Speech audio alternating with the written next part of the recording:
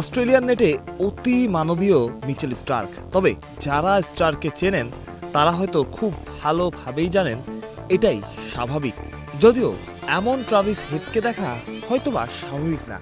Mitchell স্টার্কের বলে স্ট্রাগলই করছিলেন আর ভয় ধরাচ্ছিলেন এই পেসার।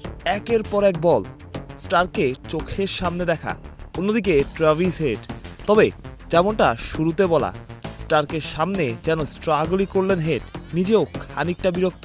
তবে টেস্ট শুরুর আগেই অস্ট্রেলিয়ান এই পেসার বুঝিয়ে দিচ্ছেন তিনি আসলে কতটা ভয়ঙ্কর হতে পারেন। মিচেল স্টার্ক থেকে অন্য পেসার সবার মধ্যেই ওই আগ্রাসন অস্ট্রেলিয়ান পেসারদের যেটা থাকে আর কি। ব্যাটাররা বল খেলতে হিমশিম খাচ্ছে, তবে ম্যাচের উইকেট থেকে খুব একটা সুবিধা পাওয়া যাবে তেমনটাও বলা যায় না। ব্যাটারদের জন্যই সাহায্য থাকবে সেই উইকেটে। হেডের সামনে বাংলাদেশি বোলাররা কি করে সেটাই এখন দেখার অপেক্ষা। অস্ট্রেলিয়ার ঐচ্ছিক অনুশীলন, তবে সবচাইতে সিরিয়াস ক্যারেক্টারটার নাম বোধহয় ট্রাভিস হেডই।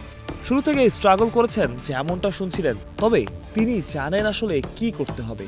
চেষ্টা ট্রাভিস হেড ব্যাটিং চালিয়ে গেছেন প্রায় ঘন্টা দেড়েক।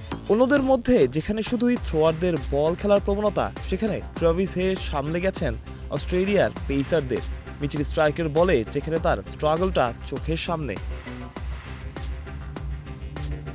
সময়ের সাথে সলিড হয়েছেন হেড, নিজেও খানিকটা চিন্তিত ছিলেন, বল নিচু হয়ে আসছিল। তবে স্টার্ক তার সহজাত বোলিংটাই করেছেন। অনুশীলনে ট্রাভিস হেডকে এভাবে দেখা বোধ হয় বাংলাদেশি ভক্তদের জন্য স্বস্তি, তার সাথে অস্বস্তির কারণ হতে পারেন মিচেল স্টার্ক। অনুশীলনেও এমন রিদম, ঐচ্ছিক অনুশীলনে আদতে ভয়ই ধরালেন মিচেল স্টার্ক। আর অন্যদিকে ট্রাভিস হেড অনুশীলন শেষ করলেন হারানো রিদম খানিকটা ফিরে পেয়ে, অর্থাৎ আত্মবিশ্বাস নিয়েই ড্রেসিং রুমে ফেরা।